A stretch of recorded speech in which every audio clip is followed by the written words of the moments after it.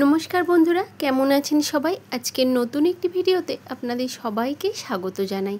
আমার যে সমস্ত বন্ধু নতুন বা পুরনো যে প্রান্ত থেকে দেখছেন, সমস্ত বড়দের প্রণাম এবং ছোটদের অনেক অনেক ভালোবাসা শুভেচ্ছা জানিয়ে আজকের ভিডিওটি আমি চলে এসেছি মহারাষ্ট্র থেকে আপনাদের জন্য নিয়ে।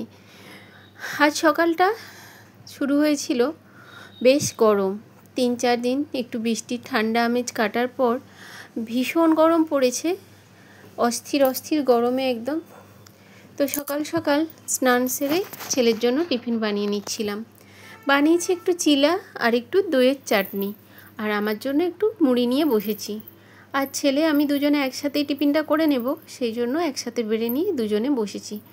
তো একটু গেছে, একটু কাজ করছে নিজের, আমি ততক্ষণ বসে পড়েছি, ও পরে একটু বসবে বলল। তো সেই জন্য আমি নিয়েছি একটু মুড়ি চানাচুর আর একটু পেঁয়াজ মাখা, আর ওর জন্য চিলা বানিয়ে দিয়েছি।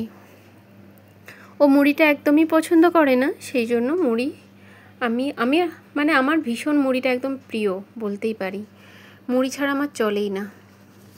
কালকে বাজারগুলো নিয়ে এসেছিলাম, ফ্রিজে আর রাখা হয় না। একটু কাঁচকলা নিয়ে এসেছিলাম, পাতলা ঝোল করব, গরমে একদম আর ভালো লাগছে না অন্য কিছু খেতে, একটু মাছ দিয়ে হালকা পাতলা ঝোল করব। কলা, পেঁপে আর একটু ভেন্ডি এনেছি, প্রায় বছরখানেক পরে ভেন্ডি নিয়ে এসেছি জানেন বন্ধুরা। ভেন্ডি প্রায় কেউই খায় না, সেই জন্য ভেন্ডিটা নিয়ে আসি না। আমার পছন্দ, কিন্তু বলে নাকি স্টোনের জন্য ভেন্ডি নাকি খাওয়া চলে না, ওতে যে বীজ থাকে সেই জন্য। অনেক দিন ভেন্ডিটা খাওয়া হয় না, আজ ইচ্ছে হচ্ছিল নরম নরম ভেন্ডি দেখে, নিজেকে আর আটকে রাখতে পারি না। বাজারে নিয়ে নিয়েছি অল্প করে, নিজের জন্য একার জন্যই বানাবো, ওরা কেউ ভেন্ডি খাবে না। তো সবজিগুলো কেটে নিই, আর নিয়ে এসেছি একটু কলমি শাক, ওটাও কেটে রাখবো কালকের জন্য। আজকে আর ভাজা করব না, কালকে করব। ছেলে মাছটা খেতে চাইছে না, আজ বলল আমি আজকে মাছ খাবো না, তো ওই জন্য ওর জন্য একটু করলা আলু ভাজা করে নেব, আমাদের জন্য মাছ দিয়ে আলু কাঁচকলা পেঁপে দিয়ে ঝোল করব, আর ওকে একটা ডিম ভেজে দেবো। মাছ খাবে না, ও কি আর দেখবে আমরা মাছ খাবো, সেই জন্য ওকে একটা ডিম ভেজে দেব। যদিও আজ ডিমটা খাওয়াটা উচিত নয়, পূর্ণিমা তো শুরু হয়ে গেছে, তবু কি করব, ছেলে তো শুনবে না, তো ওকে দুটো ডিম ভেজেই দিতে হবে।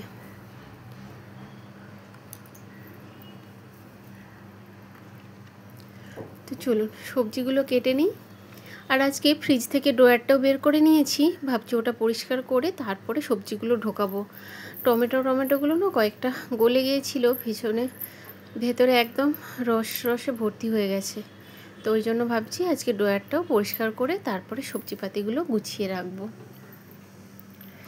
সবজি কাটা, গুছিয়ে রান্নাবান্না করা, এই সমস্তগুলোও যে একটা কাজের মধ্যে পড়ে।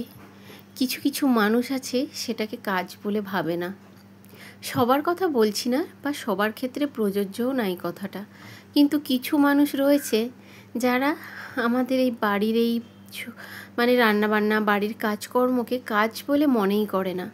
অথচ এই কাজই যখন বাড়ির বাইরের কেউ, অন্য কেউ মানুষ এসে করে যায়, তাকে যখন মাস গেলে তার হাতে মাইনেটা তুলে দিতে হয়, তখন মনে হয় যে হ্যাঁ এটাও কাজ।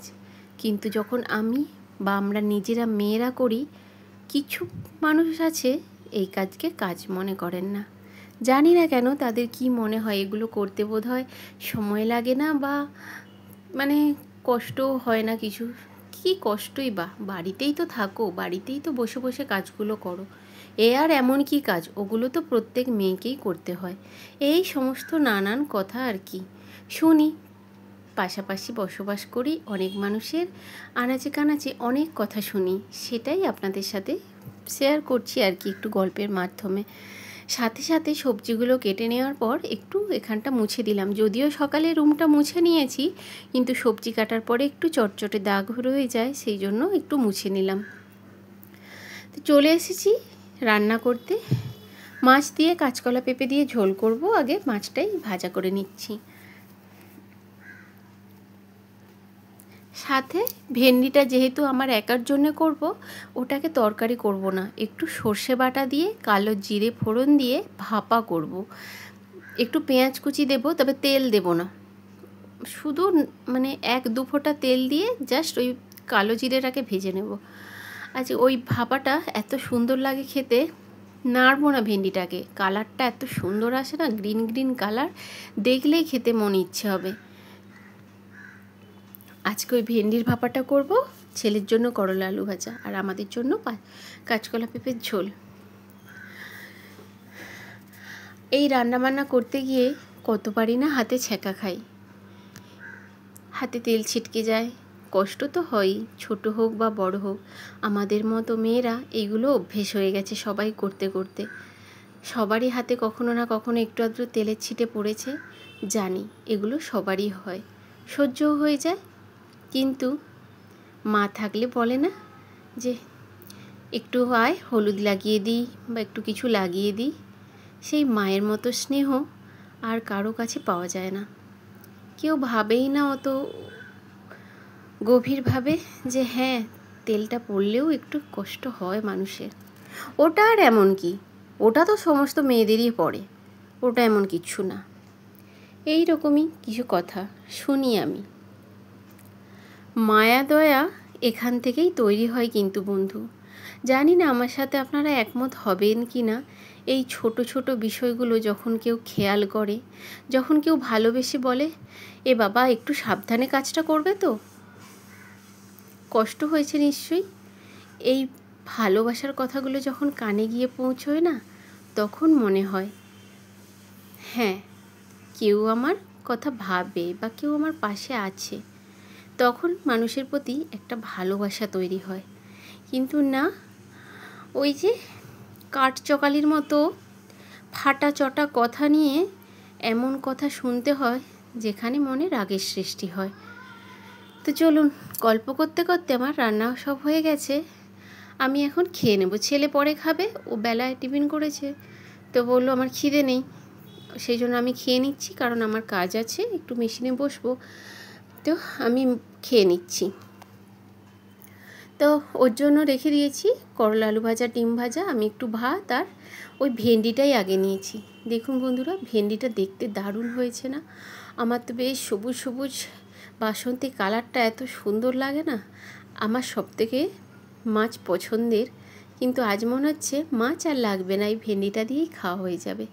তো চলুন, খাওয়া দাওয়া করে দেখা হচ্ছে বিকেলে আবার।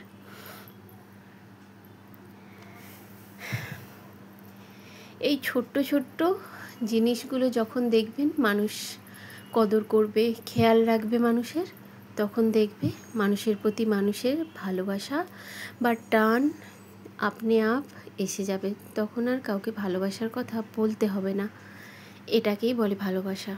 আমার তো সেটাই মনে হয়। তো এই যে দেখুন, বিকেলে চাতকের মতো আকাশের দিকে তাকিয়ে আছি। সূর্য ডুবে গিয়েছে, কিন্তু মেঘের আকাশে হালকা রোশনি দেখা যাচ্ছে, আর আকাশে ধুলো ধুলো মেঘগুলো হালকা কালো সাদা কালারের যেন ভেসে বেড়াচ্ছে। দারুণ সুন্দর দেখতে, কিন্তু বৃষ্টি আর হলো না। সন্ধেবেলায় রান্না করতে চলে এসেছি, কয়েকটা রুটি বানিয়েছি, তরকারিও করেছি, কিন্তু ছেলে বলল আমি পিৎজা খাবো। ওর যে পিৎজাটার এত কেন নেশা, পিৎজা চাই, তা বলে বাইরের খায় না কেনা, ওই বাড়িতেই বানানো চাই। তো দুটো পিৎজা ব্রেড বানিয়ে রেখেছিলাম, রুটির সাথেই বানিয়ে নিয়েছিলাম, কিন্তু বললাম আজকে চিজ নেই, একটাই কিউব আছে, বললো ওটা দিয়েই করে দাও। পিৎজার নাম হলেই হলো, তাতে চিজ অল্প হলেও চলবে। তো যাই হোক, ওটা দিয়েই ওকে পিৎজাটা বানিয়ে দিলাম।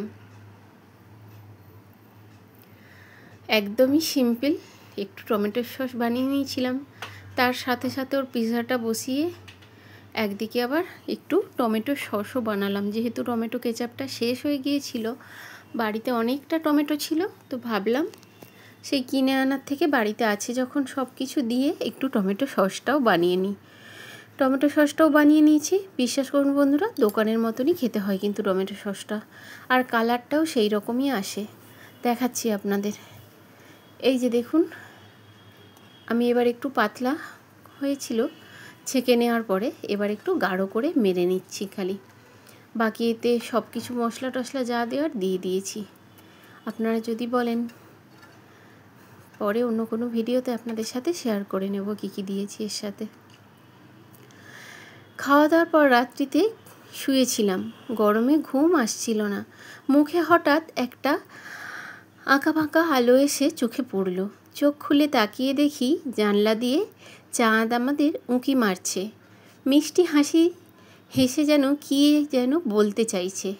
আর চাঁদের চারিদিকে সাদা সাদা তুলোর মতো কাশফুলে ঘেরা মেঘগুলো কি দারুণ লাগছিল দেখতে, দারুণ সুন্দর লাগছিল দৃশ্য। নীল আকাশের মাঝে চকমকে চাঁদের আলোয় সাদা মেঘে ঘেরা যেন সে খেলা করছে। খুব সুন্দর লাগছিল বন্ধুরা দেখতে। তো চলুন আজকে এই চাঁদের সাথেই ভিডিওটা এখানেই শেষ করছি। আপনারা ভালো থাকবেন, সুস্থ থাকবেন, দেখা হবে অন্য। নমস্কার বন্ধুরা।